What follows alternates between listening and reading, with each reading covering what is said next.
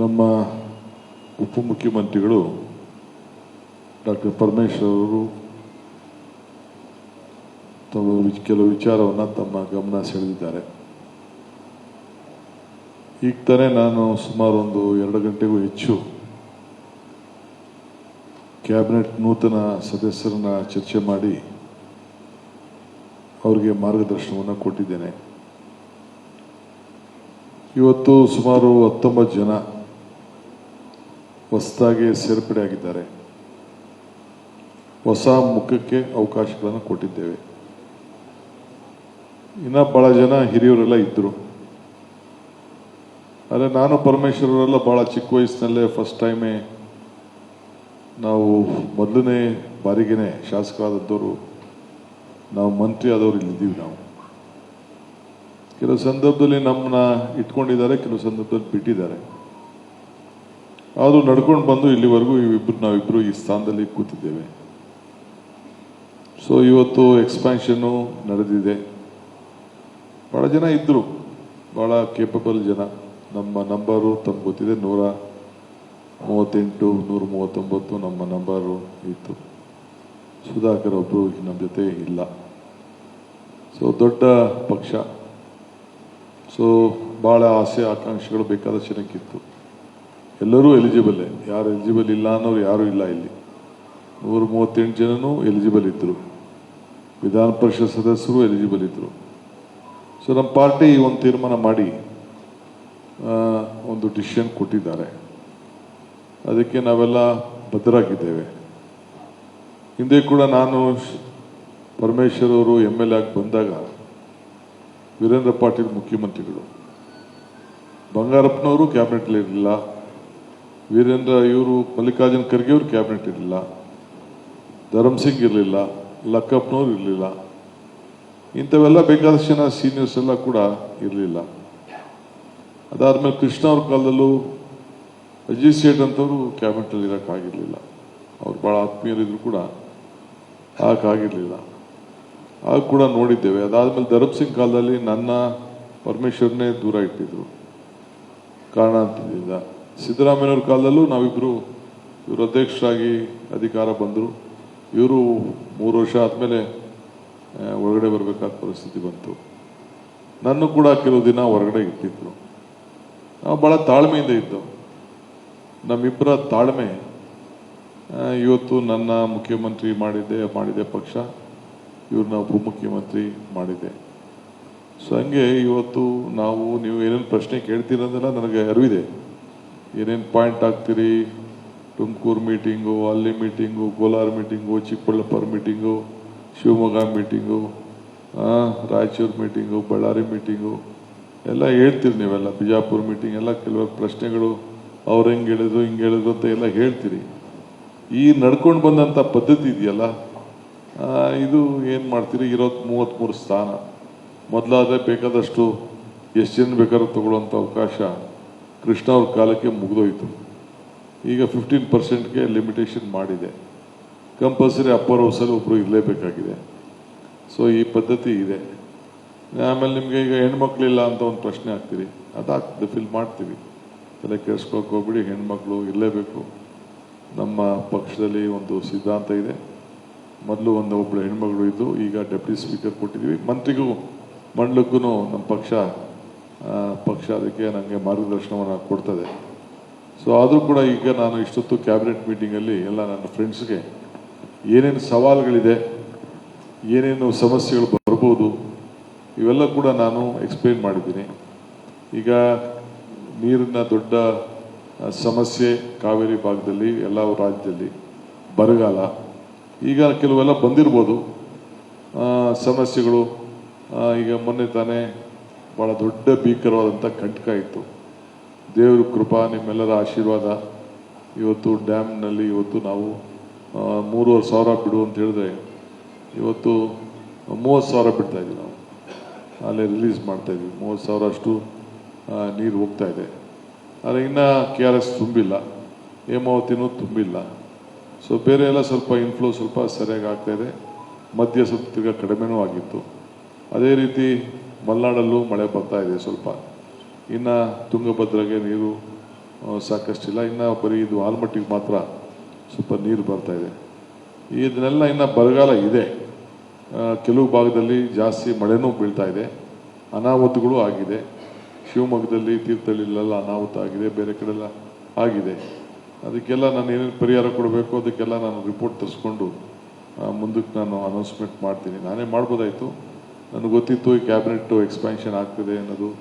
So ಅವ್ರ ಕೈಯಲ್ಲಿ ಲೋಕಲಲ್ಲಿ announcement ಮಾಡೋಂಥ ಕೆಲಸ ನಾನು ಮಾಡಿಸ್ತೀನಿ, ಏನೇನು ಪರಿಹಾರ ಕೊಡಬೇಕು ಅಂತ. ಈಗ ಇಷ್ಟೊತ್ತು 2 ಗಂಟೆ ಎಲ್ಲ ಮಿನಿಸ್ಟರ್ಸ್ ಕೂಡ ನಾನು ಹೇಳಿದ್ದೇನೆ, ನಾಳೆ ಒಂದು ದಿನ ಮಾತ್ರ ನಿಮಗೆ ಅವಕಾಶ. ನಾಳಿದ್ದಿಂದನೇ ನಿಮ್ಮ ಜಿಲ್ಲೆ ಏನೇನು ಜವಾಬ್ದಾರಿ ವಹಿಸ್ತೀನಿ. ನಾನು ಈಗ ಡಿಸ್ಟ್ರಿಕ್ಟ್ ಮಿನಿಸ್ಟರ್ ಅಂತ ಈಗ ಅನೌನ್ಸ್ಮೆಂಟ್ ಮಾಡಿಲ್ಲ, ಬಟ್ ಕೆಲವರಿಗೆ ಆ ಜಿಲ್ಲೆಗಳಿಗೆ ಜವಾಬ್ದಾರಿಯನ್ನು ವಹಿಸಿದ್ದೇನೆ.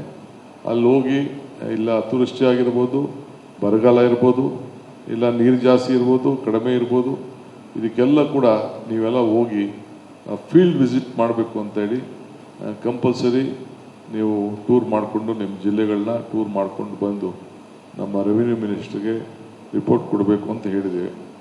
ಈಗಾಗಲೇ ಅಪೋಸಿಷನ್ ಪಾರ್ಟಿಯವರು ಹೀಗೆ ಬರಗಾಲ ಅನೌನ್ಸ್ಮೆಂಟ್ ಮಾಡಿ ನಾವು ಅಸೆಂಬ್ಲಿ ನಡೆಸೋಕ್ಕೆ ಬಿಡಲ್ಲ ಅಂತ ಪಾಪ ಹೇಳ್ತಾ ಇದ್ದಾರೆ. ಅವರೆಲ್ಲ ಅನುಭವಿಸ್ತಾರೆ, ಅವರೆಲ್ಲ ರೆವಿನ್ಯೂ ಮಿನಿಸ್ಟ್ರೆಲ್ಲ ಆ ಕೆಲಸ ಮಾಡ್ತಾ ಇದ್ದಾರೆ. ಅದಕ್ಕೆಲ್ಲ ಟೈಮ್ ಬಂದಾಗ ಅದಕ್ಕೆ ಉತ್ತರ ಕೊಡೋಣ.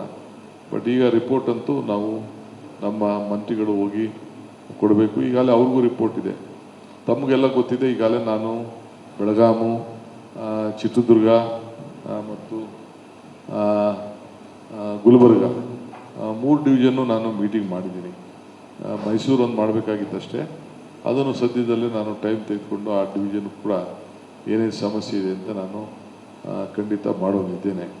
ಸೊ ಈಗಾಗಲೇ ನಮ್ಮ ಎಲ್ಲ ಶಾಸಕರು ಕೂಡ ಪಾರ್ಟಿಸಿಪೇಟ್ ಮಾಡಿದ್ದಾರೆ.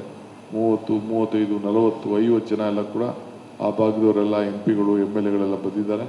ಎಲ್ಲರಿಗೂ ಚರ್ಚೆ ಮಾಡೋಕ್ಕೆ ಅವಕಾಶ ಮಾಡಿಕೊಟ್ಟಿದ್ದೀನಿ, ಎಲ್ಲ ಸಲಹೆಗಳು ಕೆಟ್ಟಿದ್ದೀನಿ. ಸುಮಾರು 1 ಕೋಟಿ ರೂಪಾಯಿ ಅಷ್ಟು ಹಣ ಪ್ರತಿಯೊಂದು ವಿಧಾನಸಭಾ ಕ್ಷೇತ್ರಕ್ಕೂ ಕೂಡ ಕುಡಿಯೋ ನೀರಿಗೆ ನೀವು ಮಾತ್ರ ಸ್ಪೆಂಡ್ ಮಾಡಬೇಕು ಅಂತೇಳಿ ಅವ್ರಿಗೆಲ್ಲ ಮಾರ್ಗದರ್ಶನವನ್ನು ಕೊಟ್ಟಿದ್ದೇನೆ. ಬಹುಶಃ ಅವರೆಲ್ಲ ಕೂಡ ಈಗಾಗಲೇ ಪ್ರಾರಂಭ ಮಾಡ್ತಾರೆ. ಈ ಮಧ್ಯದಲ್ಲಿ ಇವತ್ತು ನಾನು ಅವ್ರಿಗೆ ಕಂಪಲ್ಸರಿ ಎಲ್ಲರಿಗೂ ಹೋಗಬೇಕು ಅಂತ ನಾಳಿದ್ದಿಂದನೇ ತಾವು ಪ್ರವಾಸ ಶುರು ಮಾಡಬೇಕು ಅಂತ ಹೇಳಿದ್ದೇನೆ. ಡಿಸ್ಟ್ರಿಕ್ಟ್ ಆಫೀಸರ್ಸ್ಗೂ ಕೂಡ ಇನ್ಸ್ಟ್ರಕ್ಷನ್ ಕೊಡ್ತೀನಿ, ಫೀಲ್ಡ್ ವಿಸಿಟ್ ಮಾಡಬೇಕು. ಅದಾದಮೇಲೆ ಒಂದು ರಿಪೋರ್ಟನ್ನು ತಂದು ಕೊಟ್ಟು ಆಮೇಲೆ ಏನು ಸರ್ಕಾರ ತೀರ್ಮಾನ ಮಾಡಬೇಕು ಆ ತೀರ್ಮಾನವನ್ನು ಮಾಡ್ತೇವೆ. ಆಮೇಲೆ ಎಲ್ಲರೂ ಕೂಡ ಈ ರಿವ್ಯೂ ಮಾಡಬೇಕು, ಡ್ರಾಫ್ಟ್ ಸಿಚುವೇಶನ್ನ ಏನೇ ಸಮಸ್ಯೆ ಇದ್ದರೂ ಕೂಡ ಅಲ್ಲಿ ಚರ್ಚೆ ಮಾಡಬೇಕು, ಎಲ್ಲರೂ ಕರ್ಕೊಂಡು ಹೋಗಬೇಕು ಅಂತ ಹೇಳಿದ್ದೇನೆ. ನೀವು ಬರೀ ಕಾಂಗ್ರೆಸ್ ಅವ್ರು ಕರ್ಕೊಂಡು ಹೋಗೋದು ಅನ್ನೋದಿಲ್ಲ, ಜನಪ್ರತಿನಿಧಿಗಳು ಯಾರೇ ಆಯ್ಕೆಯಾಗಿದ್ದಾರೆ ಅವರೆಲ್ಲರೂ ಕೂಡ ನೀವು ತಿಳಿಸಿ ನೀವು ಹೋಗಬೇಕು, ಇದು ಸರ್ಕಾರ ಇದು ಅನ್ನೋದು ಕೂಡ ಅವರಿಗೆಲ್ಲ ಮಾರ್ಗದರ್ಶನವನ್ನು ಕೊಟ್ಟಿದ್ದೇನೆ. ಬಹುಶಃ ಎಲ್ಲರೂ ಕೂಡ ಅವರ ಸಂದರ್ಭದಲ್ಲಿ ಹೋಗ್ತಾರೆ. ಸೊ ಮಂತ್ರಿಗಳ ಈಗಾಗಲೇ ನಾವು ಇನ್ನು ಮುಂದಕ್ಕೂ ಕೂಡ ಇವತ್ತು ನಮಗೆ ನಾಡಿನ ಜನತೆ ಸೇವೆ ಭಾಳ ಮುಖ್ಯ. ಈ ನಿಟ್ಟಿನಲ್ಲಿ ನಾವೆಲ್ಲ ನಮ್ಮ ಕೆಲಸವನ್ನು ಅವ್ರಿಗೆ ಹೇಳ್ತೇನೆ. ಏಕೆಂದರೆ ನಮ್ಮ ಈಗ ಮುಂದಕ್ಕೂ ಕೂಡ ನಮ್ಮ ಸೆಂಟ್ರಲ್ ಲೀಡರ್ಸು ಬಂದು ಅವ್ರನ್ನೆಲ್ಲ ಸಪ್ರೇಟಾಗಿ ಅವ್ರಿಗೆ ಏನೇನು ಮಾರ್ಗದರ್ಶನ ಕೊಡಬೇಕು, ಏನು ರೀತಿ ಅಂತೇಳಿ ಅದನ್ನು ಮಾಡ್ತಾರೆ. ಸೊ ದಯವಿಟ್ಟು ಇದಕ್ಕೆ ತಾವು ಕೂಡ ಮಾಧ್ಯಮದವರು ಇದನ್ನು ಗಮನಿಸ್ತಾ ಇರ್ತೀರಿ. ಒಂದು ತಮಗೆ ಮುಖ್ಯವಾಗಿ ನಾನು ಹೇಳ್ತಕ್ಕಿಂತ ಮುಖ್ಯವಾಗಿ ರಾಜಕೀಯ ಪ್ರಶ್ನೆ ನಿಮಗೆ ಮುಖ್ಯ. ನನ್ನ ಫ್ರೆಂಡ್ಸ್ಗೆ ರಿಕ್ವೆಸ್ಟ್ ಮಾಡ್ಕೊಳ್ತೀನಿ, ಎಲ್ಲರೂ ಕೂಡ ಆಸೆ ಎಲ್ಲರಿಗೂ ಇರ್ತದೆ, ಸ್ವಲ್ಪ ತಾಳ್ಮೆಯಿಂದ ಇದ್ದರೆ ಎಲ್ಲರೂ ಒಂದೊಂದು ಕಡೆ ಜಿಲ್ಲೆಯಲ್ಲಿ ಸಾಧನೆ ಮಾಡೋಕ್ಕೆ ಅಡ್ಜಸ್ಟ್ಮೆಂಟ್ ಮಾಡೋಕ್ಕಾಗ್ತದೋ ಖಂಡಿತ ನಾವು ಎಲ್ಲರಿಗೂ ಕೂಡ ಅಕಾಮಡೇಟ್ ಮಾಡೋಂಥ ಕೆಲಸ ಮಾಡ್ತೇನೆ ಅನ್ನೋದು ಕೂಡ ಹೇಳ್ತೀನಿ. ಇನ್ನು ಕೆಲವ್ರಿಗೆಲ್ಲ ನೇರವಾಗಿ ಪರಮೇಶ್ವರ್ ಕೆಲವ್ರ ಹತ್ರ ಮಾತಾಡ್ತಾರೆ, ನಾನು ಕೆಲವ್ರ ಹತ್ರ ಮಾತಾಡ್ತೀನಿ. ಎಲ್ಲರಿಗೂ ಕೆಲವ್ರಲ್ಲ ಸಂಪರ್ಕದಲ್ಲಿ ಇಟ್ಕೊಂಡು ಎಲ್ಲರಿಗೂ ಕೂಡ I believe in every one should be care. ಇವತ್ತು ನಾವೆಲ್ಲರೂ ಕೂಡ ಗೌರವ ಕೊಡಲೇಬೇಕಾಗ್ತದೆ, ಆ ಕೆಲಸ ಕೂಡ ಮಾಡ್ತೀವಿ. ಇಷ್ಟನ್ನು ಇವತ್ತು ಫಸ್ಟು ಕ್ಯಾಬಿನೆಟ್ನಲ್ಲಿ ಮೇಯ್ನ್ ಬರದ ವಿಚಾರ. ಆಮೇಲೆ ಕಾವೇರಿ ವಿಚಾರದಲ್ಲಿ ಈಗಾಗಲೇ ಅವರು ಸುಪ್ರೀಂ ಕೋರ್ಟ್ಗೆ ಹಾಕಿದ್ದಾರೆ. ನನ್ನ ಲೀಗಲ್ ಟೀಮ್ಗೆ ಕೇಳ್ತೀನಿ. ಈಗಾಗಲೇ ನಾವು ಮಳೆ ಬಂದಿದೆ, ನೀರು ಬಿಟ್ಟಿದ್ದೀವಿ, ಇವಾಗ ಕಂಪಲ್ ಟು ಇಟ್. ಬಟ್ ಅದಕ್ಕೇನು ಲೀಗಲ್ ಅವ್ರು ನಮ್ಮವ್ರು ಏನು ನಮ್ಗೆ ಅಡ್ವೈಸ್ ಮಾಡ್ತಾರೋ ಅದಕ್ಕೆ ಯಾವ ರೀತಿ ಉತ್ತರ ಕೊಡಬೇಕು ಕೊಡುವಂಥ ಕೆಲಸವನ್ನು ಮಾಡ್ತೀನಿ. If anything is there I am ready to accept your.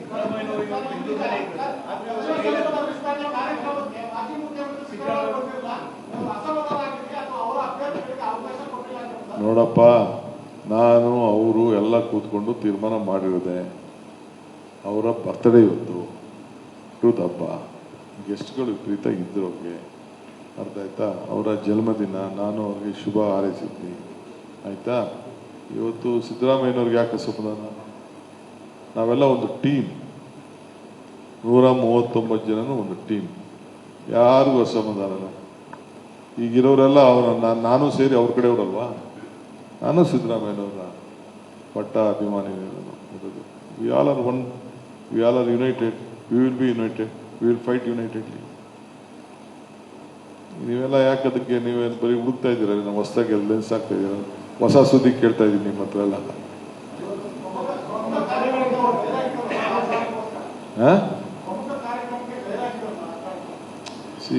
ಪಾಪ ಅವರು ಬಹಳ ಜನ ಗೆಸ್ಟ್ಗಳು ಮತ್ತೊಂದು ಕೆಲವೆಲ್ಲ ಹೇಳ್ತಾ ಇರ್ತಾರೆ, ಸಿಗದೆ ಹೋದವ್ರಿಗೆ ಸಮಾಧಾನ ಹೇಳ್ತಾ ಇರ್ತಾರೆ. ಅವ್ರು ತಡೀರಪ್ಪ, ಆಯ್ತು, ಟೈಮ್ ಆಯ್ತು, 2 ವರ್ಷ 3 ವರ್ಷ ಮಾಡಿದಿರಿ ಬೇರೆ ಅಂತ ಅಂದ್ಬಿಟ್ಟು ಈ is doing hour party work. ಖಂಡಿತ ಮಾತಾಡಿದೀವಿ, 5 ಸತಿ ಮಾತಾಡಿದ್ದೀನಿ ನಾನು.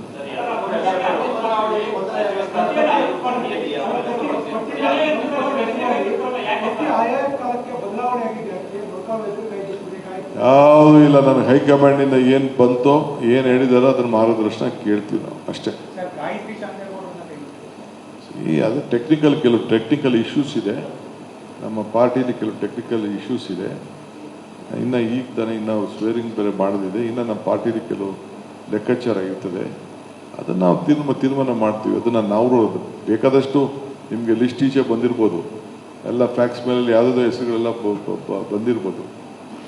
ಅದೆಲ್ಲ ಅಧಿಕೃತ ಅಲ್ಲ. ನಾನು ಏನು ಸೈನ್ ಮಾಡಿ ಗವರ್ನರ್ ಕೊಟ್ಟಿರ್ತೀನಿ, that is one is final.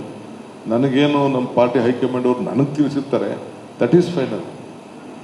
ಬೇರೆ ನೀವು ಪೇಪರಲ್ಲಿ ಎಲ್ಲ ನಮ್ಮವ್ರು ಯಾರೋ ನಮ್ಮ ಕಾರ್ಯಕರ್ತರು ಲೀಕ್ ಮಾಡಿದ್ದು, ನನ್ನ ಪ್ರೆಸ್ ಸೆಕ್ರೆಟರಿ ಅವ್ರು ಲೀಕ್ ಮಾಡಿದ್ದೆಲ್ಲ ಇಟ್ ಈಸ್ ನಾಟ್ ಫೈನಲ್. ನಾನು ಗವರ್ನರ್ ಬರೆದಿದ್ದಿಲ್ಲ ಫೈನಲ್.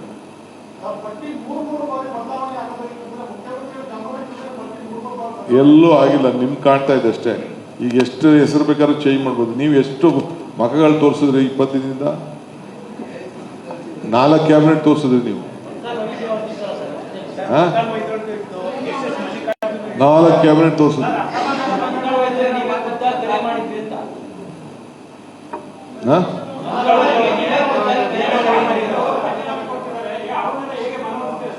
ಖಂಡಿತ ವೈದ್ಯ ನನ್ನ ಜೊತೆನೇ ಇದ್ದಾನ್ರಿ, ಹಿಂದೆಯಿಂದನೂ ಜೊತೆನೇ ಇದ್ದಾನೆ. ಯಶವಂತ ರಾಯಗೌಡ ರಾಜೀನಾಮೆ ಕೊಟ್ಟಿದ್ದಾರೆ ಸರ್, ಈಗ ನಾಳೆ ಬೇಳೂರು ಅವರು ಕೂಡ ಕೊಡ್ತಾರಂತೆ. ಇಲ್ಲಿ ನೋವಾಗಿರ್ತದೆ, ಈಗ ನನ್ನ ನೋವಾಗಿರ್ಲಿಲ್ವಾ?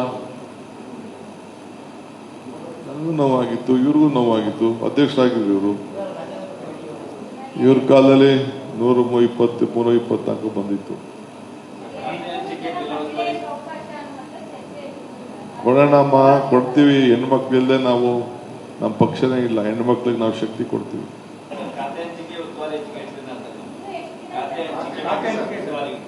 ಫಸ್ಟ್ ಎಲ್ಲರಿಗೂ ಹೇಳಿದ್ದೀನಿ, ಇಲ್ಲಿ ಯಾರು ಕಾಯ್ಕೊಂಡು ಕೂತ್ಕೊಳಕ್ ಹೋಗ್ಬೇಡಿ. ಆಫೀಸು, ಮನೆ, ವಾರ, ತುರ ಎಲ್ಲ ಇಲ್ಲಿ ಬಿಟ್ಬಿಟ್ಟು ನಾಳೆ ಒಂದೇ ದಿನ ನೀವು ಕ್ಷೇತ್ರಕ್ಕೆ ಹೋಗ್ಬೇಕು ಅಂತ, ಜಿಲ್ಲೆಗೆ ಹೋಗ್ಬೇಕು ಅಂತ ಹೇಳಿದ್ದೀನಿ. ಅದಾದ್ಮೇಲೆ ಆಮೇಲೆ ನಾನು ಅದ್ರ ಬಗ್ಗೆ ಮಾತಾಡ್ತೀನಿ. ಈಗ ಯಡಿಯೂರಪ್ಪನ ಸರ್ಕಾರದ ಇತಿಹಾಸ ಸ್ವಲ್ಪ ಹೇಳ್ತೀನಿ. ನೀವು ಅವ್ರ ಸರ್ಕಾರ ಅಷ್ಟೇ ಮಾಡೋದಲ್ಲ, ಅವ್ರೇನೋ ಹೇಳ್ತಿರಲ್ಲ ನನಗೆ 20 ದಿನ, 30 ದಿನ, ವಾರ, 4 ದಿನ ಅಂತ. ಅವ್ರ ಗೌರ್ಮೆಂಟ್ ರಚನೆ ಮಾಡಿದಾಗ ಏನಿತ್ತು? ಹಿಸ್ಟ್ರಿ ಸ್ವಲ್ಪ ದಯವಿಟ್ಟು ಬರೀರಪ್ಪ. ಒಬ್ಬರೇ ಸರ್ಕಾರ ನಡೆಸಿಲ್ವೇನೆ?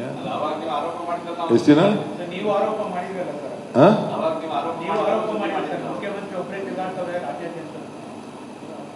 ಅದನ್ನ ನೀವು ಬರೀರಿ ಅಂತ ನಿಮ್ಗೆ ರಿಕ್ವೆಸ್ಟ್ ಮಾಡ್ತೀನಿ. Thank you.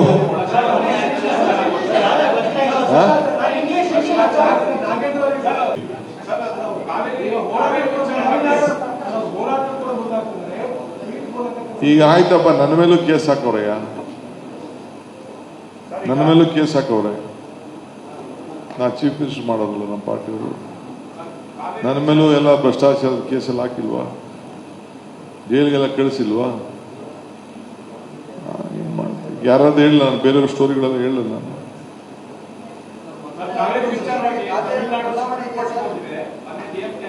I am appealing, see, on the issue of Kaveri issue. I know that Tamil Nadu has gone to the court. That is what I have got the information. It is their right. I don't want to question their right. But we have respected the law of this country. We have respected. I did not take a decision because I had to take all party into confidence. I took the all party into confidence. All my leaders, including the BJP, Janata Dal, they have cooperated. Entire Karnataka stands united. They have supported the cause. In future also, they will stand with us. I am very proud of them. I salute all my leaders, all the party senior leaders, all the former chief ministers, all the union ministers supported. Though Mr. Prahlad Joshi that day could not participate, but he took a delegation to the central union minister. He met them, he requested, but still the rain gods also helped us. We are complying with the orders given by the management authority. We are fully with the system of law. We will respect them. Once in 15 days, again the meeting is going to be conducted. They will also know the position. We will answer to them. We will respect them. They are also our farmers. We want to protect our state also.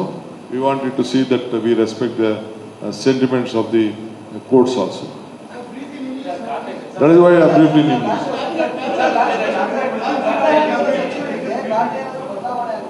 ಯಾರಿಗೆ? Nothing doing. Party high command ಏನು ಹೇಳ್ತದೋ ಅದಷ್ಟೇ.